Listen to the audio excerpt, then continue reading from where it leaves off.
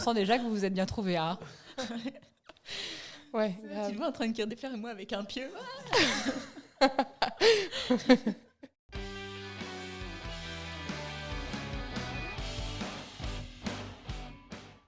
Bonjour. Bonjour. Bonjour. Alors, je peux pas regarder la caméra, mais aujourd'hui, on a le plaisir d'être avec les deux cofondatrices d'Asco. Donc, bonjour Lily, bonjour Joséphine. Pour démarrer, je vous propose peut-être de vous présenter individuellement. Qu'est-ce qui commence? Et toi? Je suis désolé, je crois qu'il faut dire Estco. C'est non. Estco, hein. Ouais. Fallait me reprendre tout de suite, là. Est comme l'Est de la France et co comme noix de coco. Exactement. C'est beau. Esco. Du coup, vous Tout de pouvez- suite, c'est une autre classe, tu vois. C'est ça. C'est up a notch. C'est ça. Voilà. Exactement. Ouais, c'est vrai. Tout ça à cause des 2 points, quoi. Sur le A. Voilà. Tout à fait. C'est ton héritage suédois. Alors, c'est celui de Joséphine, du coup. Et, on lui a volé pour Sinon, la marque. Sinon, vous pouvez vous présenter aussi. Donc, moi, c'est Lily. J'ai 32 ans. Et ça fait 1 an et 3 mois qu'on a monté la marque. Et voilà, on me dit plutôt étourdie, drôle. Et voilà, qu'est-ce que je peux dire d'autre? J'adore le sport. Et on vient de Chamonix. Et du coup, moi, c'est Joséphine. Et j'ai 32 ans aussi. Bientôt 33. Voilà, j'étais sûre que ça allait sortir. Mais je me sens jeune. Et puis voilà. J'ai pas grand-chose à dire de plus que... Je crois qu'elles sont un peu timides quand même. Ouais, hein. Là, Non, en fait, il y a eu un shutdown de. Ouais, grave. C'est le jingle qui m'a c'est ça, impressionné. c'est ça. Oh my god, C'est ça. c'est sérieux. Et on va démarrer avec une question directe. Première question. Qui étaient Lily et Joséphine à 5 ans? Ah, c'était un truc à 5 ans, mais c'était pas qu'est-ce que tu seras dans 5 ans. C'était qui était Lily et Joséphine à l'âge de 5 ans. Tout à fait. Alors, moi, à 5 ans, mes parents m'appelaient Kiki, enfin, ils m'appellent toujours Kiki, casse-croûte à 10 balles, pâte de mouche. Donc, j'étais un petit truc sec qui courait partout. Voilà. Beaucoup d'énergie, espiègle. Toujours, je pense, à faire rire les gens. Franchement, ma mère me dit souvent qu'on était, avec mes sœurs, on était vraiment des filles cool. Pas de crise, pas de machin. Donc voilà, plutôt un cool kid. Voilà. Quand on a préparé un peu l'entretien, tu me disais que tu as grandi dans un environnement assez féminin. Hein. Ouais, j'ai que des sœurs. Puis à un moment de ma vie, on s'est retrouvés à 4, 5, 6, 7, 8, 9. 3 mamans et toutes les gamines à courir partout dans la maison. En plus, on avait à peu près le même âge. Enfin, on n'avait pas énorme de différence, 4 ou 5 ans tout au plus. Donc c'était rock. On jouait à Buffy contre les vampires dans le jardin, c'était trop bien. Alors moi, plutôt fleur bleue par rapport à Buffy contre les vampires. Moi, il faut imaginer... moi, j'étais à fond dans les princesses. J'étais fan de Ariel la petite sirène. C'était mon Disney préféré. Et je me levais en pleine nuit et je coloriais des coloriages de Disney. J'adorais ça.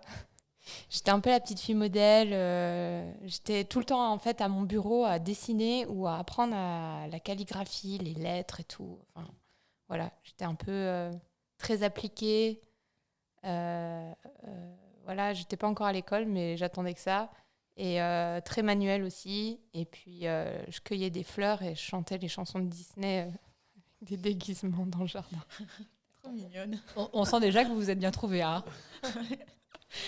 Ouais, Tu le vois en train de cueillir des fleurs et moi avec un pieu. ouais. Moi, j'étais donc j'ai un petit frère qui s'amusait à courir dans le jardin et cueillir toutes les fleurs pour les donner à bouffer aux chevaux qui étaient juste à côté avant que j'arrive pour les cueillir. Ça me faisait pleurer.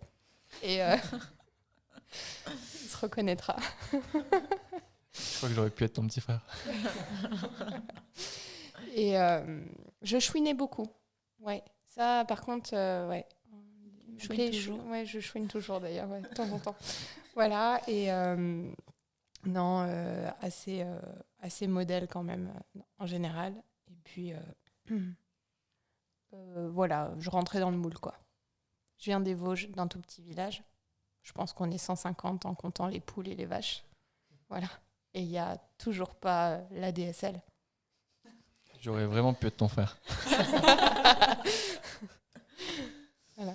Du coup, suite à ça, si on fait un petit jump de 10 ans, en tant qu'ado, vous étiez qui? Je pense que moi, j'étais toujours un peu cool kid. À 15 ans, t'es en quoi à l'école? Dans seconde. T'es en seconde? Ouais, franchement, le lycée, pour moi, ça a été un des meilleurs souvenirs, je pense. Une partie de ma vie que j'ai adorée. Parce que déjà, j'aimais aller à l'école. Donc, il n'y a pas de souci là-dessus. J'aimais... je dirais pas que j'étais non plus ultra studieuse, mais voilà, j'aimais l'école. J'avais une bande de potes super. J'écoutais du métal et de la musique punk. J'avais un collier avec des pics et tout, quoi. Et voilà, mes t-shirts Volcom et tout. Je me rêvais un peu skateuse. Je suis jamais montée sur un skate de ma vie. Et ouais, voilà. On voit que Lily, elle découvre des trucs là. Elle se dit ah ouais, quand même. Bah ouais, parce qu'en plus, moi, je crois que je chantais toujours Disney. En fait, je vois trop le gap. C'est vrai que j'avais pas, je connaissais pas ce genre de détails, mais ouais, moi, je crois que j'étais quand même toujours la même. J'ai pas beaucoup changé entre 5 ans et 15 ans. Donc, je dessinais toujours. Je suis rentrée en section art appliqué. J'étais passionnée par le dessin et le graphisme. Moi, c'était un peu différent. J'étais interne et puis je me souviens qu'on avait beaucoup de boulot dans cette section art appliqué. Donc, j'ai un peu l'impression d'avoir fait quand même pas mal de taf, même déjà en seconde. Et voilà, j'étais... je sais pas, j'avais pas des goûts musicaux comme le métal, comme Joséphine. J'écoutais un peu de tout et puis je me fringuais. Si, je me fringuais comme les artistes, du coup. Bah ouais, j'avais tu sais, les pantalons un peu trop bouffants. Ouais, baggy. Ouais, baba cool. Voilà, en lin, tu sais, qui bouffant. Ah, les là. sarouels. Les sarouels, voilà, j'avais des sarouels verts. Ouais, j'étais un peu T'avais une comme ça. Athéba ou pas? Et aussi, Polo. en fait, j'avais des pulls tout noirs que j'achetais des basiques et je peignais dessus. Voilà, par exemple. Donc, j'avais des pulls, je me prenais pour un tableau géant, en fait. Il va me penser quoi, ton frère, de ça? Ah, mon frère. C'est devenu la guerre à cette époque-là. Au début, c'était la petite guerre. Après, à cette époque-là, on s'engueulait un peu plus. Et puis maintenant, ça dort. Voilà. Je regrette un peu toutes ces années où on s'est tapé dessus. Un jour, je l'ai passé par la fenêtre quand même. D'ailleurs, ça devait être à cette époque-là. On pourra couper si tu veux. Il n'est pas mort. Si l'enquête est toujours en cours, tu nous Ouais. dis, on coupe. Il est pas mort. Il est pas mort. Il est pas tombé de haut. C'était juste la porte du couloir. Elle était vitrée et elle était juste derrière. Donc voilà, ça c'est un fait véridique. Mais sinon, je suis pas violente en vrai. Du coup, pour canaliser toute cette énergie, est-ce que pendant toute cette période-là, 5 ans, 15 ans, l'adolescence, du sport? Ouais. Moi, c'était même obligatoire chez moi. Enfin, dans le sens, après, c'était pas le bagne, hein, mais c'était l'école et vous devez choisir une activité sportive. Et je pense que c'est une super valeur parce que du coup, on se confronte aux autres, on sort de chez nous. Voilà, donc moi, j'ai fait du vélo en club. Ça, c'était une vraie bêtise, hein, j'étais la seule fille du club. Du coup, après, j'ai switché pour le cheval. Du coup, il n'y avait plus de garçons. Donc, c'était nickel. Et voilà, j'ai toujours fait un peu de sport, un peu multisport. Voilà. Alors moi, il y avait... Déjà, ma famille n'était pas sportive du tout. Je montais donc à cheval. Par contre, le centre équestre était vraiment à 2 minutes en vélo de chez moi. Donc, j'étais tout le temps fourrée là-bas. En fait, mes parents ont fait la grosse erreur de me mettre à poney quand j'avais 4 ans. Ils ne savaient pas que ça leur coûtait cher. Et puis après ça, voilà, j'ai pas décroché jusqu'au lycée. Je faisais que ça. Par contre, j'ai pas fait trop d'autres sports à cette époque. Et puis après, quand je suis partie faire mes études à Paris, là, j'ai arrêté pendant un moment. Et si je faisais aussi beaucoup de ski. Mais ça, c'était un peu plus difficile parce que voilà, c'est pas à 2 minutes à vélo. En plus, j'habite à côté d'Aix-en-Provence. Et voilà, j'avais une passion pour le ski freestyle, freeride. Je regardais plein de magazines, des vidéos et ça me passionnait. Et du coup, quand je suis arrivée en école de commerce et que j'avais un peu plus de liberté, j'essayais d'y passer. Tout le temps libre que j'avais, je prenais un billet de train et j'allais à Grenoble et j'allais skier. Du coup, on arrive à vos 20s. Et du coup, l'éducation se spécialise. Et du coup, vous prenez 2 chemins un peu différents. Ouais. Moi, 20s, j'étais enfin rentrée dans l'école de mes rêves, toujours le dessin, donc l'école des Gobelins à Paris. Super, classique. Et puis après, 20s, le diplôme vite en poche. Moi, je suis partie au Club Med parce que je trouvais le truc qui n'a rien à voir.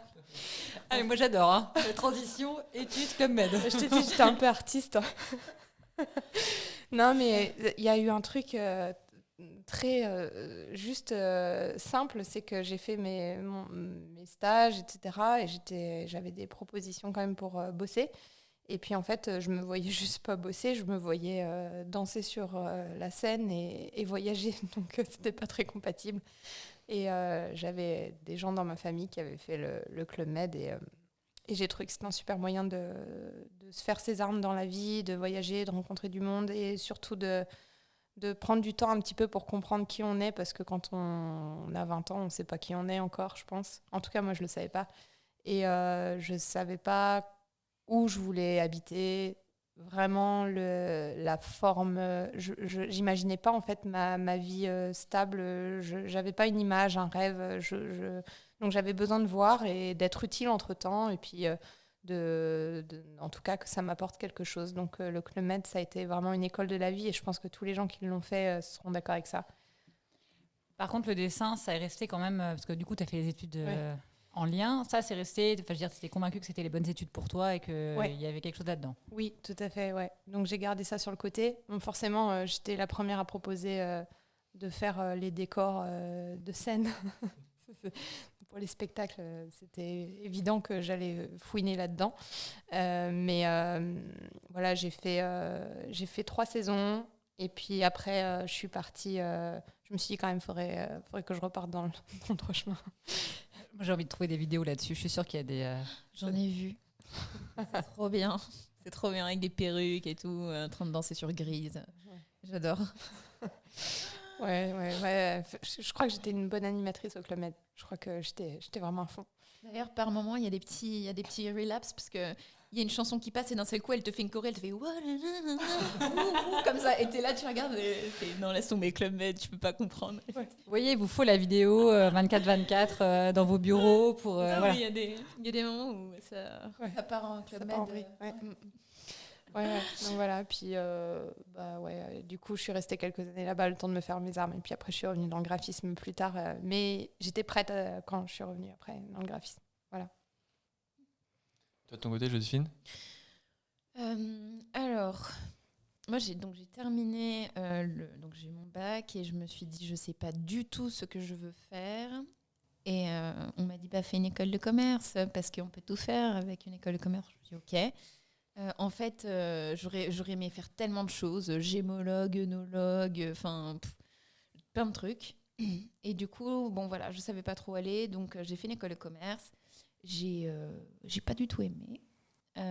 J'étais trop contente parce que je montais à la capitale et je me disais ça va être trop bien. Et en fait, j'ai pas du tout aimé Paris.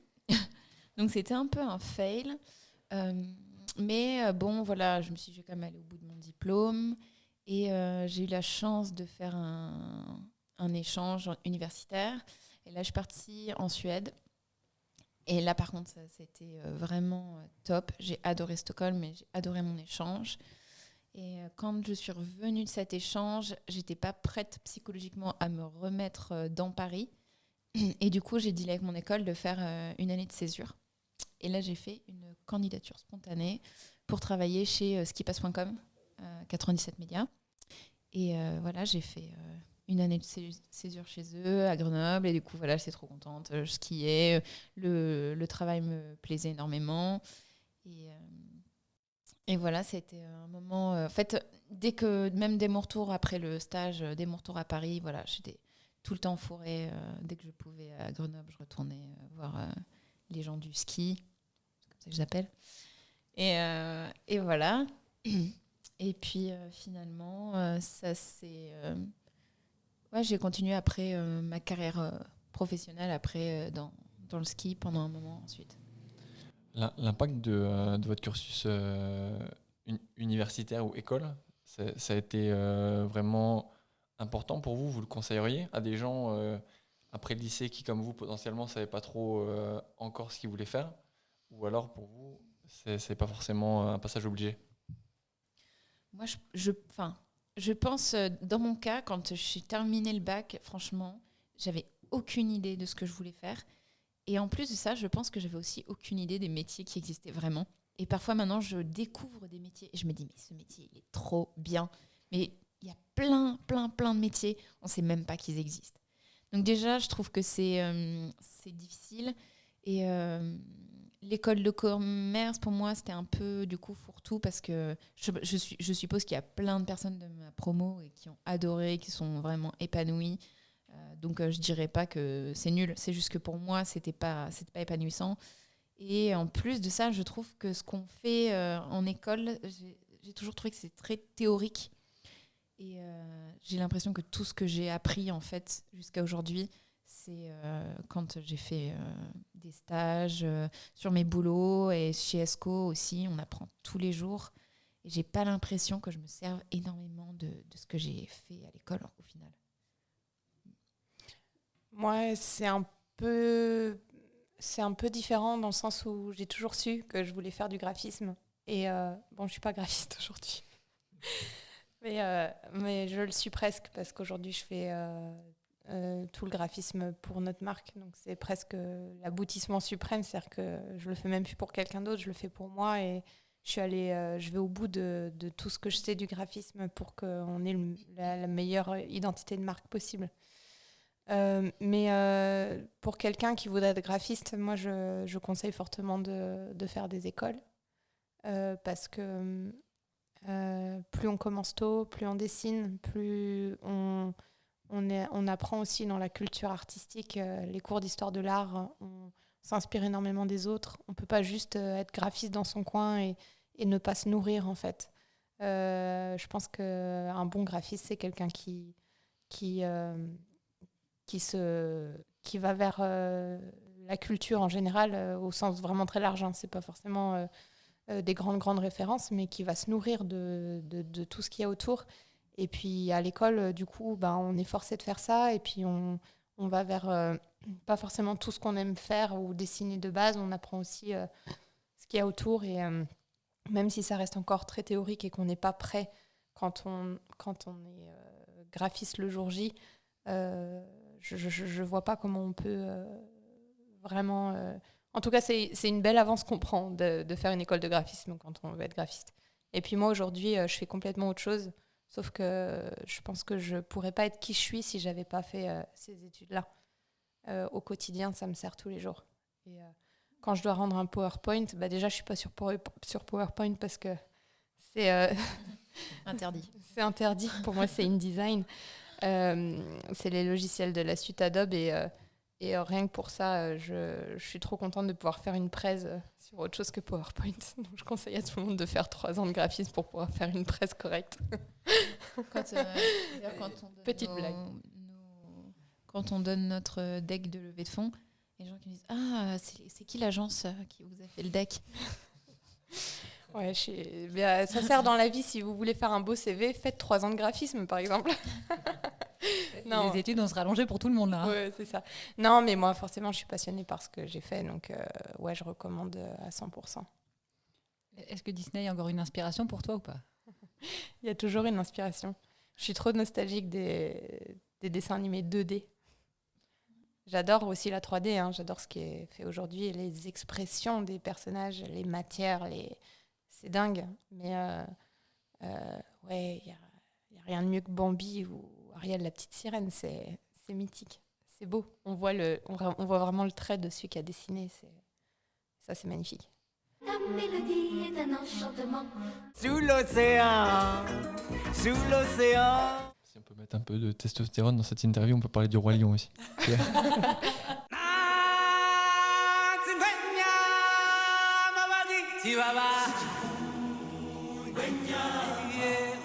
Roi Lion est très bien fait aussi, je trouve. Le pauvre, il est tout seul, il se sent seul. Je vais faire les moyens. Je voulais rebondir sur ce qu'a dit Joséphine et je crois que tu as eu une expérience aussi assez intéressante avec l'international. Comment, déjà, tu peux nous en parler dans une seconde de ton passage à l'international et puis après, comment ça vous a inspiré, ça vous a donné également quelques axes sur lesquels développer au final votre business dont on parlera dans une seconde. Moi, donc les voyages, ça a commencé au Club Med, on va dire. Et après, pour mon premier poste, vu que je n'avais pas de frontières dans ma tête, j'ai postulé, j'ai trouvé un poste dans mon agence de pub à Dubaï. Donc, je suis allée vivre là-bas un peu moins d'1 an. Et pour moi, l'international, c'est un vrai passage obligé. Là, autant l'école, on peut en discuter et on peut faire ses armes dans la vie comme ça. Mais pour moi, l'international, c'est vraiment ce qui m'a construit ma personnalité aujourd'hui. C'est réaliser tout ce qu'on a en France parce qu'on l'a pu à l'étranger. C'est saisir l'importance de tout petits détails, de la qualité de vie, de ci, de ça, même s'il y a bien sûr des super qualités de vie ailleurs aussi, mais c'est pouvoir se rendre compte d'où on vient et quand on y revient, d'apprécier chaque chose. Et puis, forcément, on apprend les langues. Moi, aujourd'hui, il y a 1 mois, on était en train de pitcher en anglais notre projet et je ne sais pas si j'aurais pu le faire si je n'avais pas passé En tout cas, avec mes petits cours d'anglais du collège et du lycée, je n'aurais jamais pu. Donc, j'ai pas un anglais parfait, mais aujourd'hui, je peux parler 3 langues, français, italien, anglais, quasi couramment. Et je trouve que c'est une vraie force. Et puis, voilà, simplement l'ouverture d'esprit. Là, vraiment, je pense qu'il y a, en tout cas, de mon avis, il n'y a pas à discuter. Il faut passer au moins 1 an de sa vie à l'étranger. Désolé, on t'a réveillé. Non, mais c'est vrai que ce que disait Lily par rapport au fait qu'on se rend compte aussi de la chance qu'on a d'être en France, c'est quand tu parles, oui, de tes collègues de bureau qui étaient indiens et qui du coup étaient moins bien payés que toi parce que tu étais occidentale et vous faisiez le même job, c'est même eux parfois qui t'apprenaient les trucs, donc ils étaient plus... C'est eux qui m'ont formée. C'est eux qui te forment, mais ils sont moins bien payés que toi. Enfin, c'est clair que ce genre d'inégalité, on en a aussi en France, mais c'est... Enfin, moi, j'aurais jamais supporté, effectivement, d'habiter à Dubaï. Quand elle me raconte ça, ça me rend triste et ça me rend dingue. Du coup, moi, l'expérience suédoise, c'était plutôt positive dans l'autre sens, du coup. Oui, en général, l'expérience internationale, c'est vrai que quand j'ai terminé chez Ski Pass, j'avais pas envie de rester en France, donc j'ai pris un billet d'avion et juste un aller et je suis partie en Suède et j'ai trouvé un appart là-bas et je suis restée pendant 3 mois avant qu'on me propose un boulot, du coup en France. Donc je suis retournée en France, mais tout ça pour dire que j'étais partie en mode YOLO, en Suède, sans vraiment trop savoir ce que j'allais faire, mais j'avais envie d'être là-bas.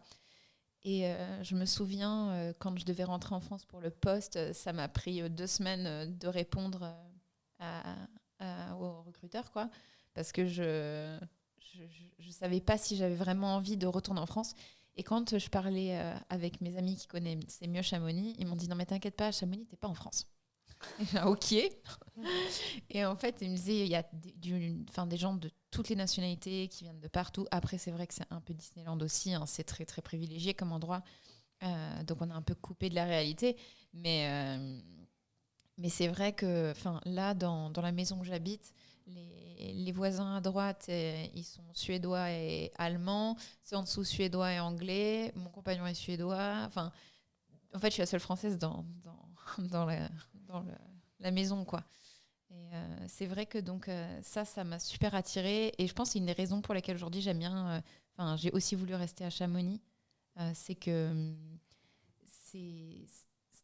voilà, tout le monde est super différent et tout le monde a trop envie d'être là. Et c'est un endroit dingue. C'est vraiment un endroit dingue. Là, les gens qui vont regarder ce truc-là, ils vont se dire « Ok, je vais habiter là-bas, c'est trop bien. » Tu auras des commentaires en bon haut savoyen.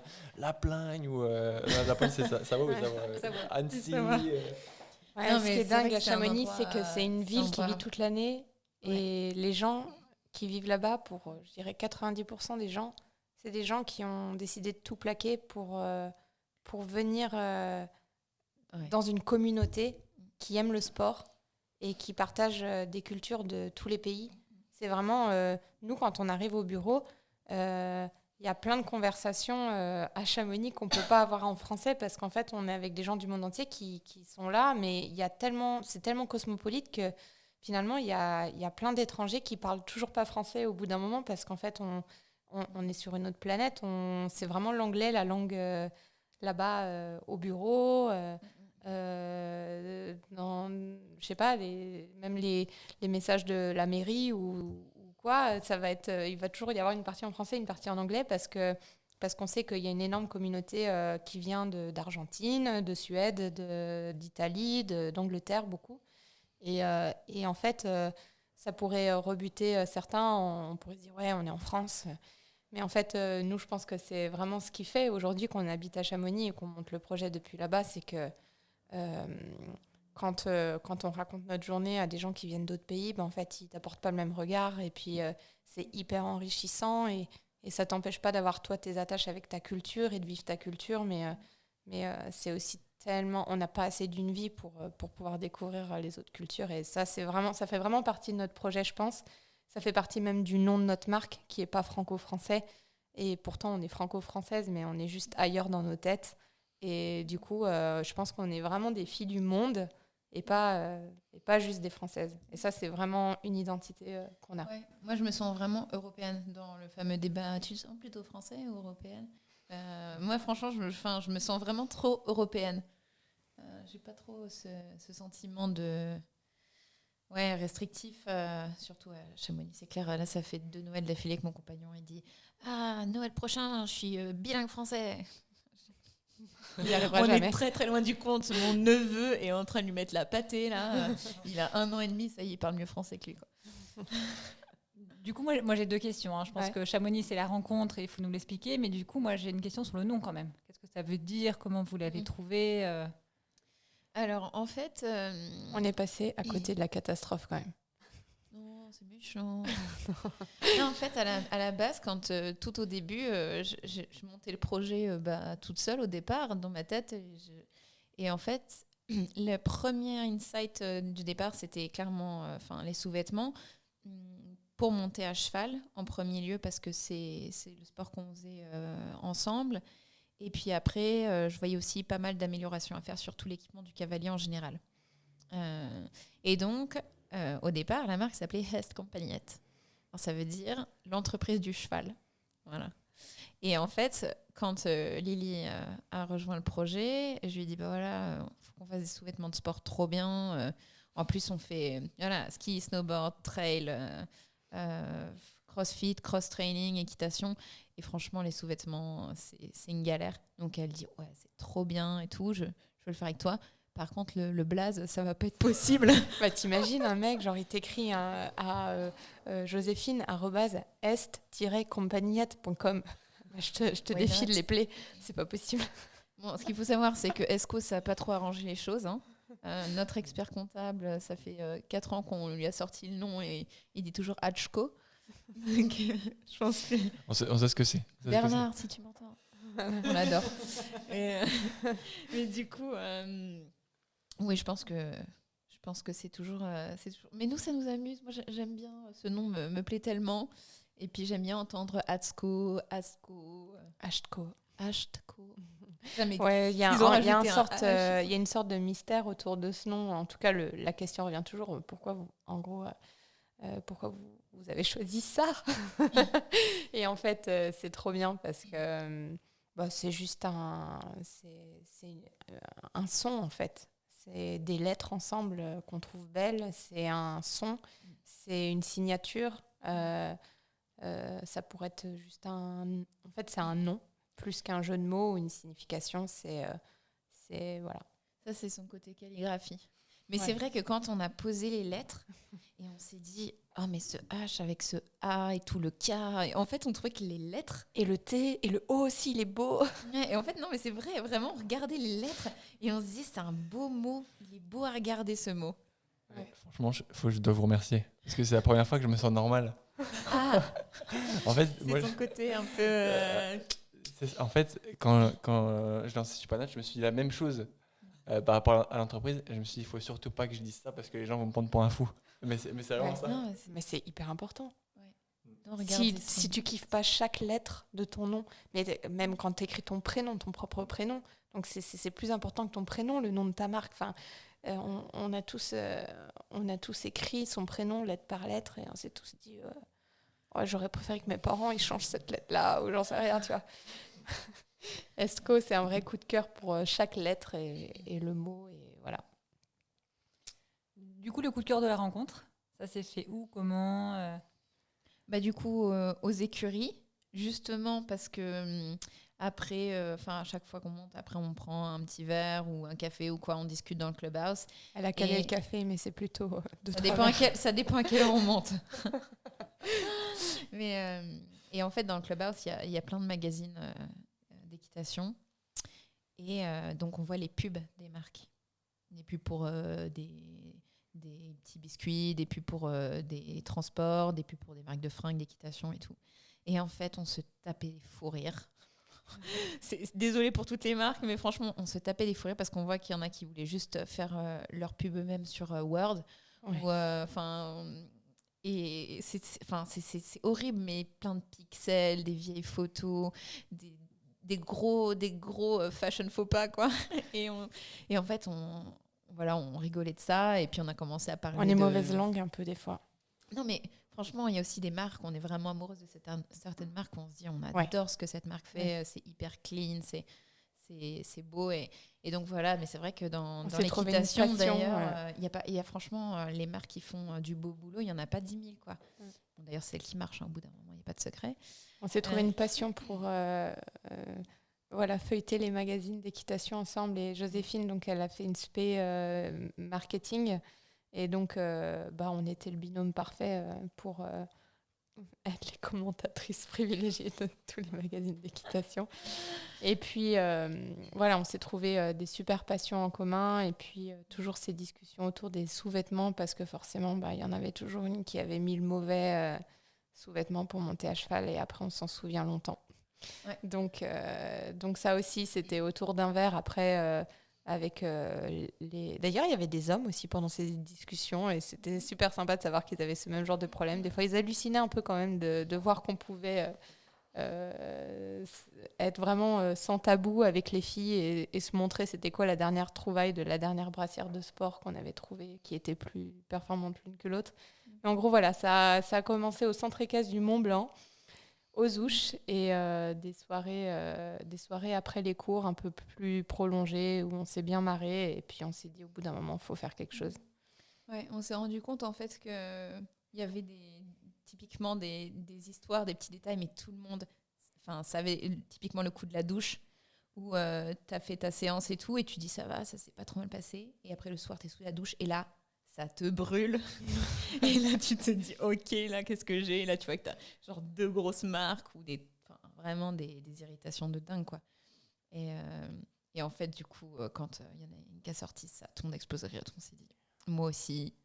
Et c'est que des petits trucs comme ça. On s'est vraiment rendu compte qu'on n'était pas les seuls, que nous, c'est vraiment un centre équestre, c'est pas une écurie de propriétaires guindés ou quoi. Et tout le monde a la cool et il n'y avait pas de tabou là-dessus. C'était vraiment le début de l'aventure. Toutes les filles elles nous ont dit non, mais si vous faites ça, ça marche trop bien, ça va être le tabac.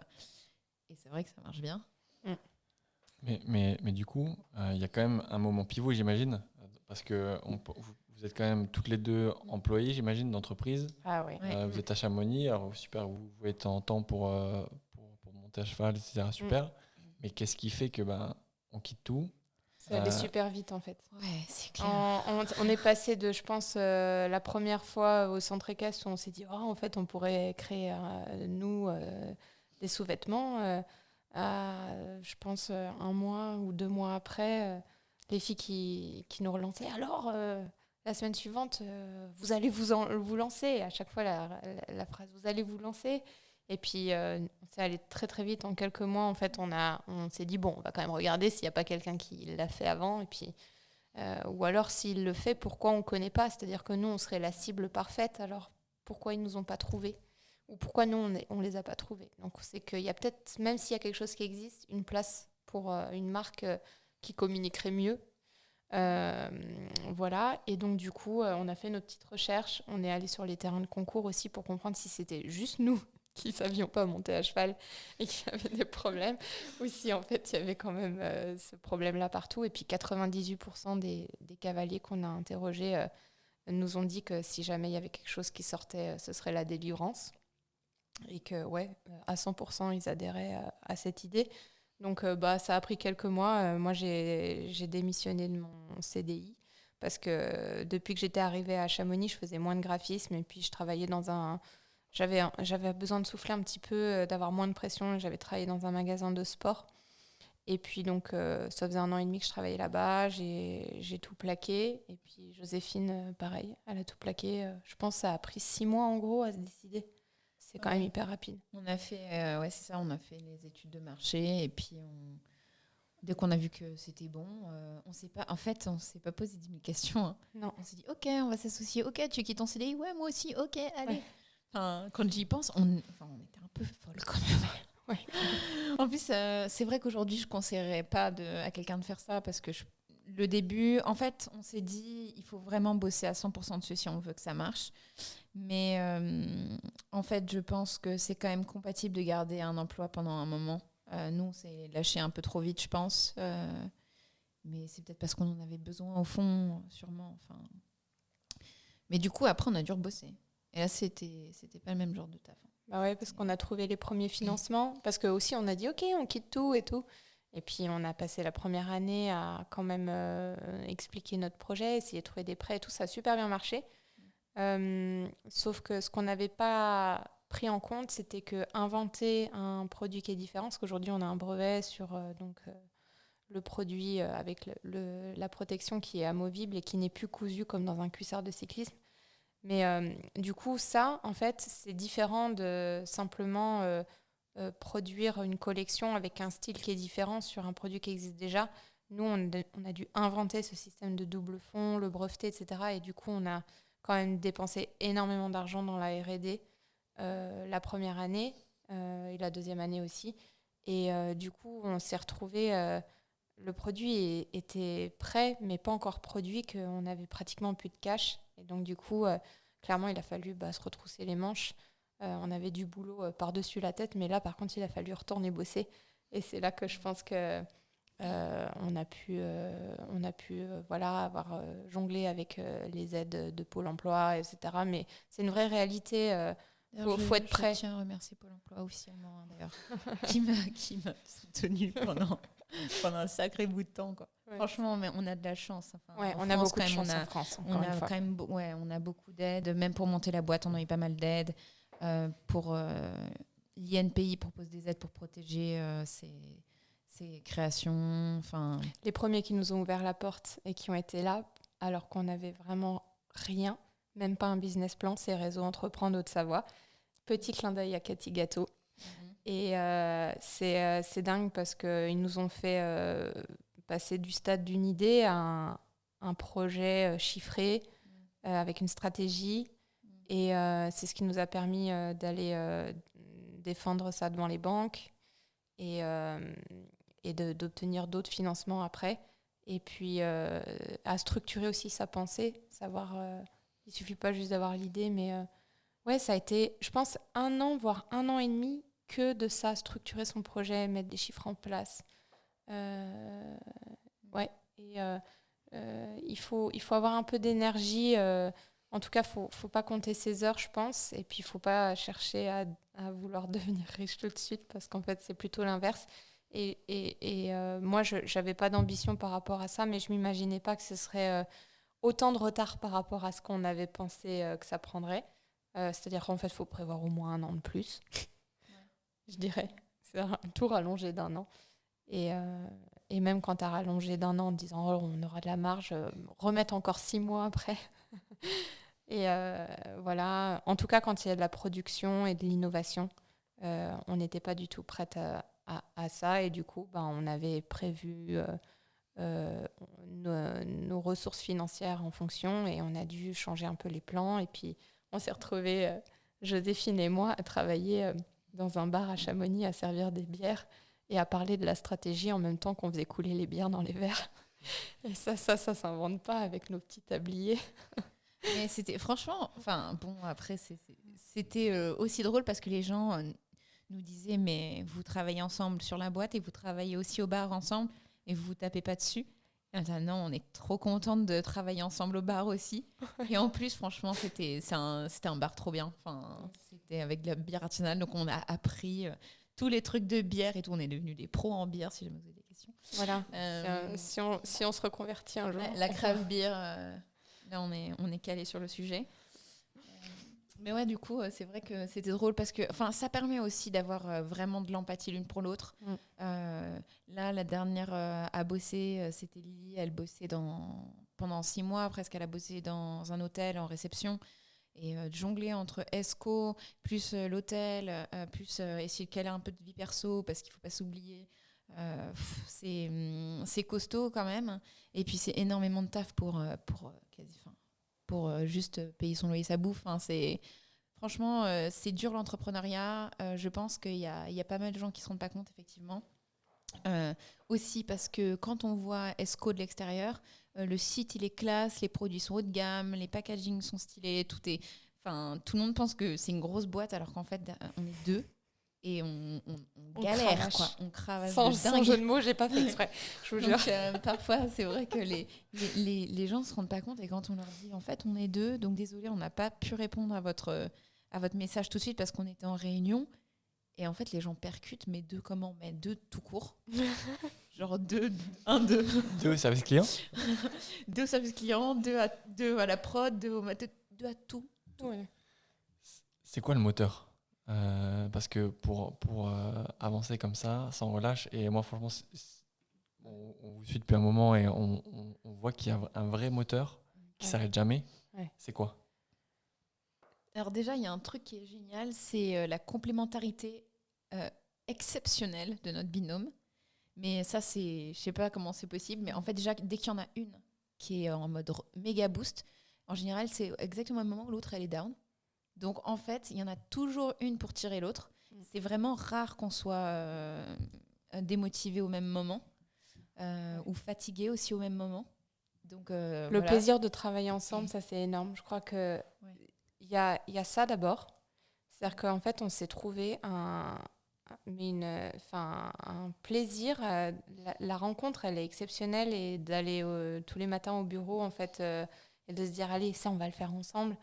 Moi, je m'imagine pas faire ce projet toute seule, et je pense que Joséphine n'a pas le choix, elle va dire qu'elle non plus. Ouais. Mais donc il y a ça, il y a le plaisir de travailler ensemble. Pour moi, après, il y a plusieurs mots qui se bousculent, et à l'intérieur de moi, c'est l'envie de réussir. J'ai toujours su que je voulais faire un truc différent d'un métier classique. Avant, c'était dessiner des dessins animés. Maintenant, c'est monter une marque. Voilà, mais je ne pourrais pas faire un truc commun. Voilà. Il n'y a pas de sous-métier, mais j'ai besoin d'originalité dans ma vie. Donc, il y a l'envie de réussir, absolument, et un jour de me regarder en me disant ça y est, tu vis d'un truc pas commun, et voilà, c'est un métier qui me passionne et qui existe nulle part ailleurs, et ça, c'est trop cool. Et puis la liberté aussi. C'est trop bien Alors, pas la liberté de prendre des vacances, parce que vous aurez compris que c'est... Ça, c'est Il faut des sous pour partir en vacances déjà. Et du temps. Et du temps, Ouais, surtout, voilà. Mais même de faire ce qu'on veut, de prendre ses décisions, de tout plaquer à 16h parce qu'on a la tête comme un chaudron et d'aller justement monter à cheval et de ne pas avoir un patron derrière qui vous donne des horaires, mais aussi de pouvoir prendre ses propres décisions, de décider de tout dans l'entreprise, nous-mêmes. Voilà, enfin, il y a tellement de choses qui se bousculent, mais en fait, c'est évident que même justement en ayant été encore réceptionniste il n'y a pas si longtemps que ça, et j'avais l'impression d'être bridée, de ne pas m'exprimer, voilà, et ça vaut de l'or en fait. Nous, on appelait ça le luxe, d'avoir le choix. Ouais, c'est ça. C'est ça. Bon, c'est un prix, la liberté, comme dirait notre ami Jean-François du Réseau Entreprendre. Il a dit, tout ce que vous faites là, c'est un prix, mais c'est le prix de la liberté. Et c'est tellement vrai. Ouais. On a beau galérer avec le temps, financièrement, c'est hyper dur. Et puis, on prend tellement de responsabilités. Là, par exemple, c'est la première fois qu'on est une apprentie. Et il faut qu'on s'occupe d'elle. C'est beaucoup de pression dans ce sens-là. Mais c'est vrai que aussi, effectivement, si le matin, tu as envie d'aller courir et que tu arrives à 9h30, c'est pas un problème parce que tu n'as personne qui va t'emmerder pour te dire qu'il fallait que tu sois là, que si, que ça. J'aime effectivement le fait de pouvoir organiser ma vie comme je le sens. Et je pense que clairement, on mettra un point d'honneur à gérer au futur nos équipes de la même façon. De pouvoir, dans le salariat, donner ce sentiment de liberté. Je pense que c'est trop important. C'est la première chose qu'on a dit à notre apprenti, c'est on va pas compter tes heures, on va juste regarder ton engagement à nos côtés.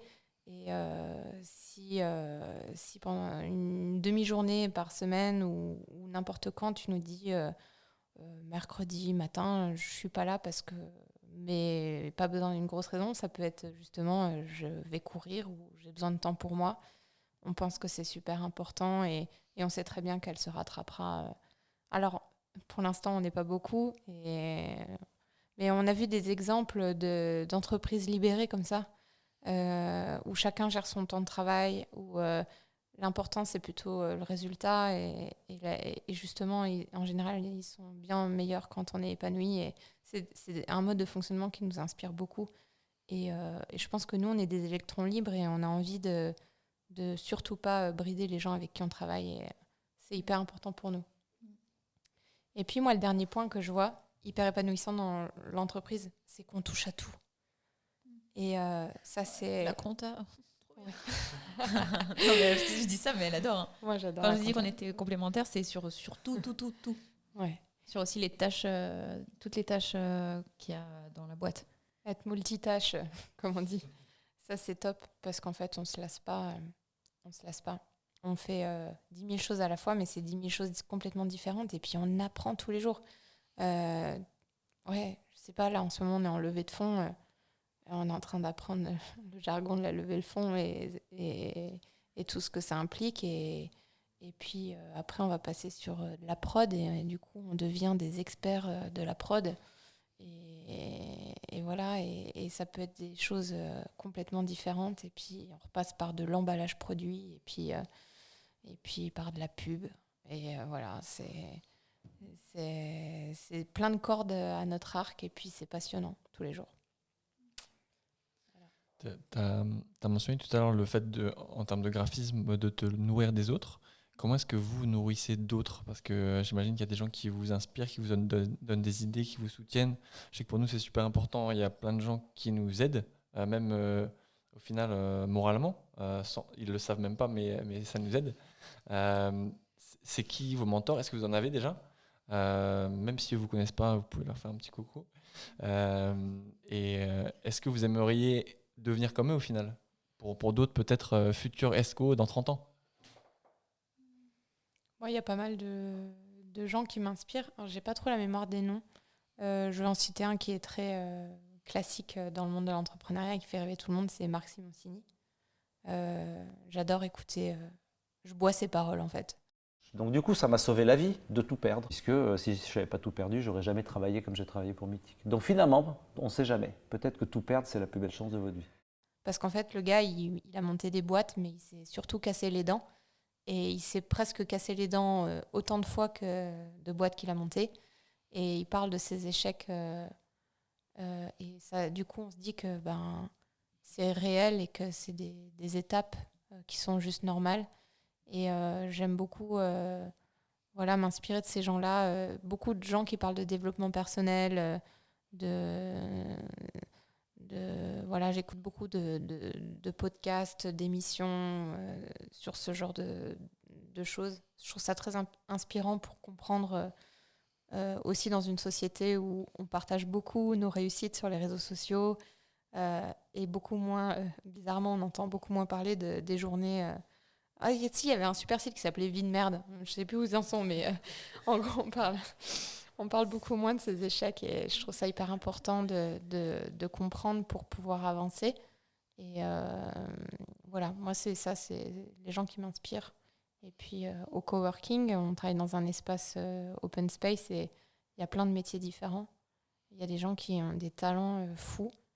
Et c'est aussi très inspirant. On a une entreprise à côté de nous qui s'appelle Blue Ice aussi, qui est à taille humaine, mais qui est en train d'exploser dans le milieu du matériel d'alpinisme.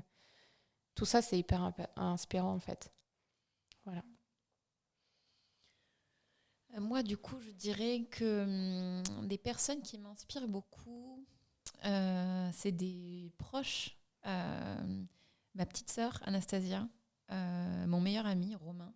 Ils m'inspirent énormément parce qu'ils sont très engagés socialement. Et en fait, ils font vraiment une introspection, une déconstruction de leur vision et, sur la société. Et ça me nourrit énormément. J'apprends vraiment d'eux, en fait. Et ça, c'est quelque chose qui m'impressionne. Et j'espère qu'on pourra s'en inspirer vraiment pour ESCO, dans le sens où peut-être que c'est un peu la vision des bisounours, mais en fait, j'ai envie... Je me suis rendu compte avec ESCO à quel point j'étais sensible. Et plus on prend des responsabilités, on se prend aussi des coups. Et je me suis rendu compte que j'étais une personne très sensible. Et dès qu'il y a la moindre attaque, le moindre truc passif-agressif, typiquement sur les réseaux sociaux ou quoi, et ça me touche. Et je me dis, en fait, les gens qui écrivent leurs petits commentaires et tout, je pense pas que c'est les mauvaises personnes, mais je pense qu'ils se rendent pas compte, en fait, du poids des mots et des choses comme ça. Et du coup, j'ai un peu un rêve de bienveillance et d'arrêter de se juger. On avait une discussion typiquement là à table avec des collègues du coworking et on se disait aujourd'hui, par exemple, une femme, si elle est maquillée, on va lui dire « Ah, tu te maquilles trop, t'es bien si naturel » ou « Ah, elle sait faire les seins, elle a des faux seins, nan. » Enfin, et en fait, même en essayant de prôner un espèce de truc du naturel et tout ça, en fait, c'est toujours donner son avis quand personne l'a demandé. Et si cette femme, elle est mieux avec ses seins, et si cette personne, elle aime se maquiller. Enfin, en fait, j'en ai marre de cette pression, de jugement que les gens se font, tous ces espèces de petits commentaires mesquins sur les réseaux sociaux et tout. Et en plus, nous, on est obligés d'y être parce qu'on a besoin de communiquer sur notre marque, sur ce qu'on fait et tout. Et peut-être qu'avant, dans mes anciens boulots, quand je faisais du community management, ça me touchait pas autant parce que c'était pas mon bébé, c'était pas mon projet. Mais là, quand quelqu'un va agresser ESCO en disant « Ah, c'est fait en Chine, c'est de la merde et tout », mais je me sens attaquée personnellement. Moi, ce que j'entends, c'est « Joséphine, tu fais de la merde ». Et en fait, je supporte pas, ça me rend trop triste et j'ai trop envie de parler à la personne et de lui expliquer. Et du coup, je pense que vraiment, Romain et Anastasia, ils m'ont aidé un peu aussi, moi, à devenir plus sensible, plus bienveillante. Et j'aimerais trop qu'on arrive à dégager ça à travers la marque, que les femmes s'aiment plus et qu'elles s'acceptent complètement entre elles, qu'elles arrêtent de se regarder avec des... Même quand on voit sur Instagram une fille qui est super belle, et pourquoi les autres femmes sont vénères que cette femme soit belle et qu'elle ait réussi et tout. En fait, moi, je me dis, mais go girl, c'est trop cool. Je sais pas, j'ai trop envie de ça et j'espère que c'est un truc que j'ai plus envie de transmettre avec ESCO. J'espère qu'on va réussir. C'est pas évident comme feeling, je pense. Mais voilà. Sur l'inspiration, je dirais que du coup, c'est plus des personnes qui ont des combats au niveau social et sur l'intégration queer aussi, beaucoup, parce qu'ils font partie tous les deux de cette communauté. Et moi, pas du tout. Donc, ça me permet de comprendre certaines choses. Voilà. Je pense que... Tolérance. Tout ça. La tolérance vous inspire. Ouais, c'est ça. ouais, moi, à fond. Tolérance, bienveillance. Ouais. Souvent, il y a des gens, on se dit ça, c'est une belle personne. Si on devait dire qui est une belle personne dans notre vie, et ben à chaque fois, on est d'accord pour dire qu'il y a des gens qui sont exceptionnels dans ce sens-là. Moi, je ne suis pas, typiquement. Toi non plus, on ne l'est pas, mais on a typiquement Maggie qui monte avec nous à cheval. C'est une personne, mais je la trouve exceptionnelle. Tout le temps gentille avec tout le monde, tout le temps souriante, tout le temps... Et qu'est-ce qu'elle fait du bien, cette femme, quoi. Et je me dis, mais si on était tous comme ça, mais on aurait la patate tout le temps, quoi. Franchement. Et j'ai envie que ESCO, ça donne ce sentiment. En tout cas, nous, dans la boîte, jusque-là, on a essayé de travailler avec chaque personne sur une base de relations humaines et de bienveillance. Que ce soit pour un shooting vidéo, que ce soit pour... n'importe quoi en fait, n'importe quel partenaire, on s'est toujours entendu sur on va se filer un coup de main, ou vous avez besoin de nous, ok, on est là. Je sais pas, là par exemple, on fait une formation sur les publicités payantes Facebook, et puis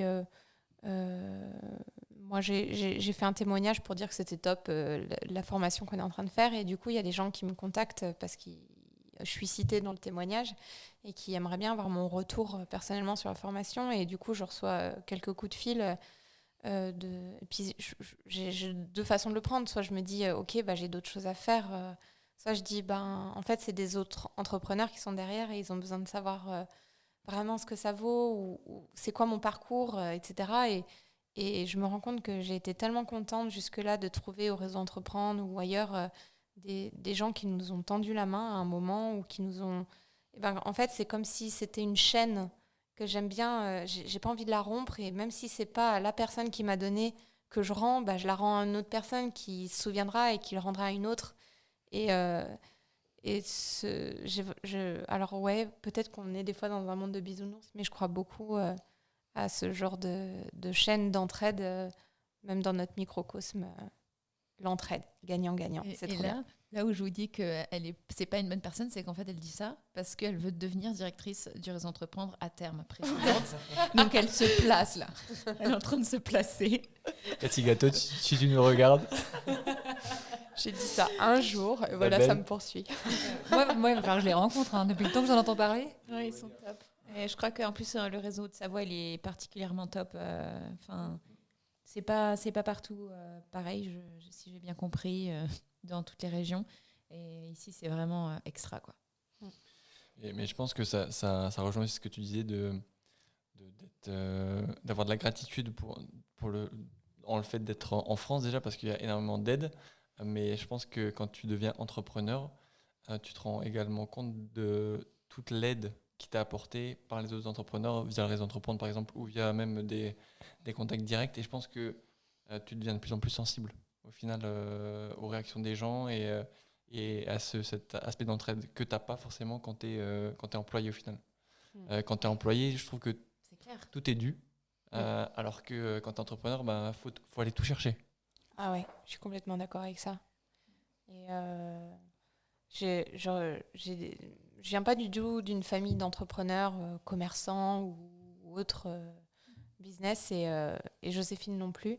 Et en fait, on voit les regards qui changent autour de nous, de gens qui ont été plutôt toujours dans le militantisme des droits du salarié, etc. Et en fait, quand ils nous voient dans notre activité, ils se rendent compte qu'on a tous des clichés. Hein. Par exemple, moi, j'ai été salariée aussi, mais j'en ai encore des clichés sur les salariés maintenant que je suis entrepreneur. Mais du coup, en tout cas, eux, ça les aide à abandonner les leurs sur ce que c'est que monter une boîte, la réalité de ce que c'est. Et du coup, ça, c'est super intéressant. Et on voit le regard des gens qui étaient un peu parfois dans le cliché, avec un regard un peu agressif face à certaines décisions. Et puis ça change. Ça devient après de la curiosité. Puis après, ça devient de la bienveillance et de l'entraide.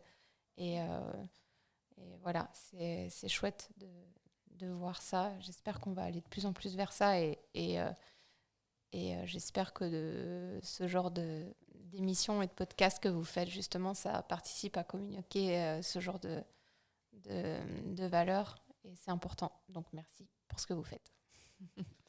C'est le but, hein. Merci à vous. Hein.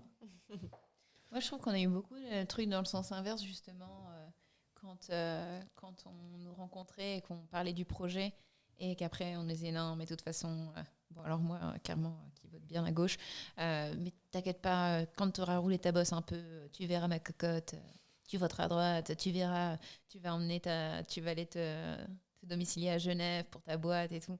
Et en fait, je trouve qu'il y a des espèces de clichés d'un extrême à l'autre. Oui, c'est vrai. Et il n'y a pas de place pour la réalité, presque, en fin de compte, hein, par exemple, de ce qu'on fait. Enfin, on est juste des chefs d'entreprise d'une petite boîte. C'est pas... j'ai aucune envie d'aller bouger la boîte en Irlande, parce que j'ai envie que ça marche ici pour tout le monde. Et puis, à la fois, c'est sûr que j'ai pas envie de tomber dans une surprotection d'un employé, et on sait qu'on va perdre quoi qu'il arrive, alors qu'on essaye de tout faire pour que ça fonctionne. Donc, je pense qu'il y a... en fait, c'est des histoires, quoi. C'est des histoires. C'est bizarre ce que je dis ? Pas du tout, je pense que ça nous fait tous réfléchir. Hein. Nous, on est transportés, hein, mais il y a un truc moi, que j'aimerais vous demander. Là, vous allez peut-être nous en parler dans une seconde, vos projets, là où vous en êtes, etc. Et qu'est-ce que vous voyez pour votre marque. On a parlé pas mal d'entrepreneuriat, de bienveillance, etc. Il y a un autre sujet qui est quand même très présent dans l'entrepreneuriat, qui est le doute, l'incertitude. Alors, on a parlé de cash un peu tout à l'heure, mais il n'y a pas que le cash, il y a plein d'autres choses. Il y a la stratégie, il y a des choix difficiles à faire, il y a des moments pivots, etc. Comment est-ce que vous vivez tous les jours avec ce doute, ces incertitudes ? Je pense que un matin sur 3, j'ai un message de Joséphine qui me dit « J'ai pas dormi de la nuit, il faut que je te parle d'un truc. » Mais pas un truc genre qu'elle a inventé, c'est un moment de... Enfin oui, ça aussi, ça arrive, parce qu'elle a beaucoup d'idées à la minute, mais c'est... il faut que je te parle parce que là, l'heure est grave. Et donc, c'est ces moments où on se retrouve, du coup, le matin, où moi, en revanche, je me suis levée avec une super énergie. Je me suis dit, mais on va révolutionner le monde. Et elle arrive et me dit, ça va pas du tout ce qu'on fait, en fait. Ou... t'es sûre que... Parce que là, j'ai rêvé toute la nuit, en fait, je suis pas sûre qu'on devrait le faire comme ça, et ça va se passer. Et puis, voilà. Et puis après, moi, ça peut arriver également, où je lui dis, pareil, je sais pas, on a parlé d'un truc, on était d'accord pendant 3 mois, puis d'un seul coup, je vrille total, et puis je me dis, en fait, je suis pas sûre que ce qu'on décide de faire depuis 3 mois, ce soit le bon truc. Ça nous arrive tout le temps. Heureusement, comme on disait, ça ne nous arrive pas en même temps. Donc... Tu mets une claque à l'autre. Réveille-toi. Le doute... Alors, déjà, je pense que le doute, c'est super. Ça veut dire qu'on se remet en question et qu'on ne pense pas qu'on sait tout. Et voilà. Je pense que ça fait partie du process. Donc, j'ai pas de problème avec ça. Il faut trouver, je pense, la juste balance parfois entre se reconvaincre ou se remettre en question et abandonner un truc qu'on pensait bon parce que apparemment ça fonctionnera pas. Faut de l'humilité, mais il faut aussi parfois pas trop d'humilité et aussi se dire allez, on peut le faire. Il s'agit juste de convaincre ou de se convaincre et on va arriver à le faire. Je dois pas renoncer parce que je doute de moi-même. Voilà. Et puis, je pense qu'il n'y a pas une seule bonne solution. C'est-à-dire que ESCO ou n'importe quel projet, ça pourra fonctionner avec des choix qui sont différents. Alors, il y a des choix qui vont être fondamentalement les mauvais choix et qui vont peut-être emmener l'entreprise à l'échec. Mais en fait, après, il y a une palette de choses qu'on peut faire d'une manière ou d'une autre et on peut prendre plusieurs chemins différents.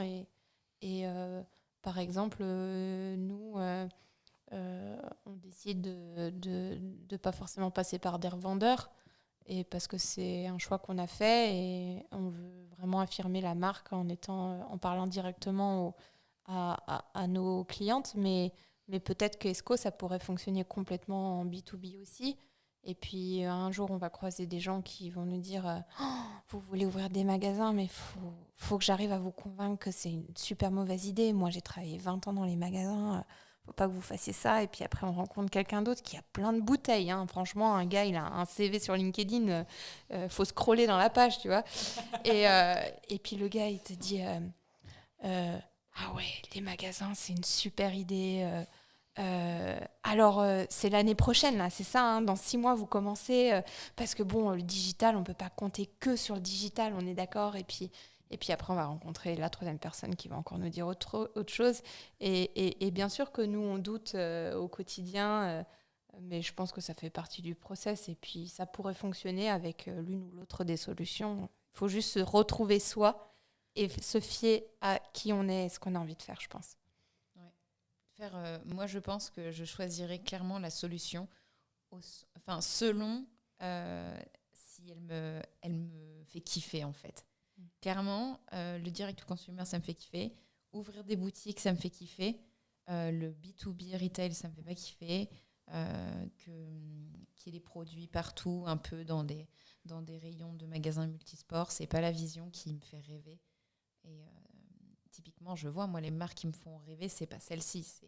C'est des marques qui ont un top branding, qui font des produits différents. On voit que c'est pas du dropshipping, c'est vraiment des gens qui ont fait leurs produits, qui ont créé les designs et qui ont créé un univers avec un message et tout. Bon, après, moi, voilà, je suis dans le marketing, donc forcément, je suis la première victime. Mais ça parle quand même de la créativité des gens derrière, de leur volonté de faire des choses nouvelles et différentes. Et moi, j'ai envie clairement de faire ça aussi. C'est ce qui m'anime. Et je pense que quand on prend des décisions, à la fin de la journée, ça fait vraiment Jean-Claude Van Damme, quoi. Il faut faire, quand on fait ce qu'on fait là, il faut se faire kiffer parce que c'est pas dans 6 mois qu'on va devenir millionnaire. Clairement, c'est pas non plus dans 10 ans, je sais pas. Fingers crossed. Mais clairement, faut faire un truc, il faut se faire kiffer à fond, sinon ça sert à rien, c'est sûr. Parfois, revenir à l'instinct, ça permet de sortir du doute, c'est-à-dire se dire, ok, au fond, qu'est-ce que je sens ? Où est-ce que je dois aller ? Et parfois, on se retrouve comme ça et on se dit, ok, on a plusieurs routes qui s'ouvrent devant. Qu'est-ce qu'on a vraiment, vraiment envie de faire ? Où est-ce qu'on se situe en termes d'identité, quoi ? Et c'est aussi bien de parler parfois à des gens qui sont pour le coup pas du tout expérimentés ou qui sont pas dans l'entrepreneuriat aussi, et de sortir de ça et d'avoir un peu une prise de recul. Voilà. Mais il faut se méfier de prendre trop d'avis à droite à gauche. Je crois que l'important, c'est des trucs différents tout le temps. Ouais. Là, on a vu, c'était le Symphonie pendant tout le parcours de levée de fonds. Tout le monde nous donne son avis, il est complètement différent à chaque fois. Donc au bout d'un moment, on s'est dit... Et ils sont tous experts. Oui, et en plus ils sont tous experts. Ils sont tous pas d'accord. Donc là on s'est dit en fait, on n'est pas plus bête qu'un autre et donc on va prendre nos décisions et puis ceux qui pensent que c'est qui ont la même, enfin, partager cette même vision, et ben ils vont nous rejoindre. Voilà. Vous avez un vrai discours de passionné, hein. Je pense que c'est ce qui vous tient depuis le début. Est-ce que vous pensez que c'est fondamental pour lancer une entreprise, d'être un entrepreneur, d'avoir trouvé cette petite passion pour quelque chose et de le développer? Ouais. Ouais. Ouais. Les fameux repas de Noël, ça me fait penser à ça. Dans ma famille, tous les ans, on fait Noël avec la famille de ma mère. Et à tous les Noëls, je disais oui, alors je vais monter une boîte, je vais faire ça, nanana. Et en fait, au bout d'un moment, la vanne de Noël, c'était un peu alors, tu montes quoi comme boîte cette année, Joséphine? Un peu, voilà, en se foutant de moi, genre. Voilà, mais c'est un peu ça, quoi. Genre, personne ne me prenait au sérieux, tout le monde rigolait un peu. Je pense qu'ils me trouvaient un peu ambitieuse et en fin de compte, j'avais encore rien fait concrètement, mais en fait, moi, j'étais très sérieuse au final. Enfin, je savais pas exactement ce qui allait se passer, mais j'avais vraiment envie de développer un projet, et ça c'est clair. Donc, et je pense que typiquement dans le reste de ma famille, personne ne parlait, avait cette même passion que moi. Et aujourd'hui, je suis la seule à faire de l'entrepreneuriat d'ailleurs dans toute l'équipe. Donc, je pense que ouais, il y a un truc qui est un peu au fond de toi hein, quand tu fais ça, ouais. Et puis, de toute façon, il faut l'avoir, sinon tu vas pas tenir longtemps. Moi, pareil. Je suis passée par des idées très farfelues, mais... Les sandwichs sur les pistes de ski. Merci de balancer les gros dossiers. Il y a une opportunité de business que tu peux peut-être partager à quelqu'un qui aimerait se lancer dans la sandwicherie. Ouais. Non, mais avec Covid, en plus, là, ça aurait été difficile, ma pauvre. Ouais, Ta boîte, j'aurais planté ma boîte. Non, c'est clair qu'il faut beaucoup de passion. Ça, c'est sûr. Alors, soit pour le produit qu'on développe, soit pour l'entrepreneuriat, soit les deux. Mais c'est sûr, parce que ça demande tellement de ressources. C'est pas un passe-temps, quoi. Donc, c'est notre vie. Et même si on essaie de garder un bout d'équilibre avec la vie personnelle à côté, et parfois de couper, mais voilà, ça prend les nuits, les jours. Donc, c'est important. Et puis, aujourd'hui, moi, je suis contente parce que si jamais on me... Je pense au rêve que j'ai fait récemment d'une cliente qui m'a envoyé un mail et qui me stressait trop. Et du coup, j'en ai rêvé 2 nuits d'affilée. Ouais. Véronique. Ce qui m'a valu un petit SMS le matin. Véronique. On arrête tout. On arrête tout. Non, mais je rêvais de cette cliente, quoi. Alors qu'en plus, il se passait rien. Enfin, juste, elle avait envoyé un mail pour demander un bon de retour Colissimo et tout. Et en fait, on fait pas les retours gratuits à l'étranger. Et donc, j'étais là, je fais quoi Et du coup, pendant 2 nuits, On arrête la boîte. Non, mais c'est quand je dis, quand t'es là, et tout, il faut qu'elle soit super heureuse, mais bon, à la fois, on serre tellement la vis sur toutes les dépenses et machin. Mais moi, j'aimerais bien offrir des cadeaux à tout le monde, mais tu vois, bon, évidemment, je vais lui offrir ses frais de port. Mais j'étais en stress de ça, c'est un truc de fou, quoi. Enfin, t'en penses, tu t'es passionné, mais par contre, ouais, ça te lâche pas. Hein. Ouais, Pas la nuit. Pour SAV, il faut demander à Joséphine, du coup. Ça marche mieux. Oui, tout à fait. Écrivez Ah, à mais alors là, Joséphine. L'implication SAV que j'ai au fond de mon cœur. Non, que les gens mais soient trop heureux. Ce qui est génial dans la passion, c'est que aujourd'hui, si on me demande quel métier tu rêverais faire plus tard, en fait, c'est celui-là. C'est dingue parce que franchement, parfois on en bave, mais en vrai, tous les jours, c'est des journées qui sont au-delà de l'épanouissement. C'est pas toujours des bons moments, mais c'est en tout cas toujours hyper enrichissant. Je vois juste le temps passer et je pense qu'en vrai, on pourrait parler pendant des heures. Hein. C'est vraiment super intéressant. On te l'avait dit. Vous nous avez demandé de ne pas vous envoyer de trame, etc. Parce que de toute façon, vous ne l'auriez pas lu. Ouais, c'est ce que tu m'as dit. Nous, le slogan du podcast, c'est Chief Your Future. Donc vraiment prendre les choses en main. Je sais que quand on a préparé l'entretien aussi, tu me disais ESCO, c'est 300% d'initiative, proactivité, etc. Est-ce que vous avez un slogan perso pas forcément pour ESCO, mais pour vous-même, qui vous permet de continuer d'avancer en permanence? On dit tout le temps, on lâche rien. on est tout le temps. Allez ma Lily, on lâche rien. Ça, c'est souvent dans les textos aussi. Tu le retrouves 50 000 fois, ça. Donc s'accrocher. On lâche rien. Clairement.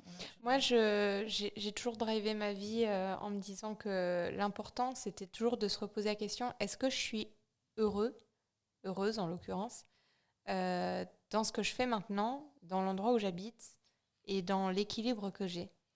Et je ne sais pas si on pourrait résumer ça en une phrase, mais tout ce que je fais aujourd'hui, c'est un choix. Et je l'ai choisi. Et si demain, je ne suis plus épanouie dans l'un ou l'autre de ces éléments, je changerai. Mais ça, c'est mon socle dans la vie. C'est qui m'entoure, qu'est-ce que je fais, où j'habite. Et quel est l'équilibre que je peux trouver entre le perso et le pro. Et ça me drive. Et je pense que c'est le fondement en tout cas de ce que moi je recherche. Et voilà. Moi, je pense que j'espère en tout cas qu'on est tous les 4 alignés là-dessus. Et nous, on fait vraiment écho à votre démarche en tout cas. Ce que je disais tout à l'heure hors antenne, comme diraient les pros, c'est qu'en fait, on a vraiment envie de vous aider. Je suis sûr que les gens en fait, qui nous regardent, ils ont aussi envie de vous aider parce que vous transpirez vraiment une volonté de vous développer, d'aider les autres, de créer un truc super unique au final, dans tous les sens du terme. Et du coup, merci en fait de votre authenticité, de votre sincérité et de votre partage, parce qu'on on voit vraiment que vous parlez avec le cœur, vous avez parcouru plein de choses qu'on n'a évidemment pas le temps de parcourir dans le détail, mais qui vous ont vraiment challengé. Et du coup, voilà, je voulais vous remercier pour ça. Ouais. Merci. Merci, on espère que ça donnera l'envie à des gens de se lancer, parce que si vous êtes passionné, en fait, on peut tout faire. Il n'y a pas d'impossible. Donc voilà, c'est ça qui... Si ça peut servir, voilà. Ouais, c'est sûr. Ça servira parce que c'est transparent, plein de passion. Vous avez été transparentes l'une et l'autre avec qui vous êtes et pourquoi vous faites les choses. Et c'est clairement le fondement de ce podcast, en fait. C'est de comprendre que si on arrive à comprendre quels sont nos drivers et pour le coup, de bien les associer, parce que ça, c'est quand même criant de voir que vous avez un superbe binôme qui marche. Je pense qu'il y a des gens qui rêveraient d'avoir un binôme comme celui que vous avez créé. Mais tout à fait. Mais ça, c'est sûr que c'est inspirant. Et moi, je suis admirative de votre parcours. Et vraiment, ne lâchez rien parce que ça va marcher. Quand on y croit, on a plus de chances de réussir. Donc, on y croit. On lâche rien. Ce que j'espère, c'est que si des personnes voient ça, qui se disent qu'en fait... Moi, j'ai toujours un sentiment de difficulté de légitimité. En fait, j'imagine qu'un chef d'entreprise, c'est un mec d'une 50aine d'années avec une cravate et qui a fait le SCP ou ESSEC. Voilà. C'est stupide. Mais en vrai, ça reste ce qu'on voit le plus sur LinkedIn, typiquement, ou dans la réalité des levées de fonds, où c'est le portrait un peu type. Et j'espère qu'en fait, ça peut rassurer les gens sur le fait qu'on peut aimer peindre des princesses Disney, écouter du métal et se livrer, être des gens normaux et faire tout ça. Quand on a fait notre petite vidéo de levée de fonds, il y a des personnes qui m'ont dit « T'es sûre que tu veux mettre la vidéo sur les réseaux sociaux et tout, parce que quand même, ça fait pas hyper sérieux, ça fait un peu, on est à la déconne et tout. » Et en fait, on s'est dit « Mais on va la poster cette vidéo, c'est sûr. » Pour la petite info des gens qui l'ont jamais vue, c'est Lily et moi qui poussons de la fonte en disant n'importe quoi. Hi, I'm Lily. And I'm Josephine. We are successful businesswomen. And we train every day. Et voilà, et du coup, j'espère que ça pourra donner envie à des gens qui se sentent pas légitimes. En fait, chef d'entreprise, c'est pas un mec de 50 ans avec une cravate. C'est autre chose, quoi. Ouais. C'est juste les tripes. Ouais, c'est clairement ça. Merci. Merci à vous. J'ai rajouté 10 minutes de discours. On vous remercie beaucoup. On vous conseille la vidéo de levée de fonds parce qu'elle est top. Et dans 10 ans, quand vous rentrerez dans un magasin Estco, c'est elle. Voilà. Ça vient d'elle. Et vous reviendrez nous voir et on rediscutera de l'évolution. Ah ouais. On sait d'où on vient, on reviendra, ça c'est sûr. Merci encore. Merci. Merci à vous.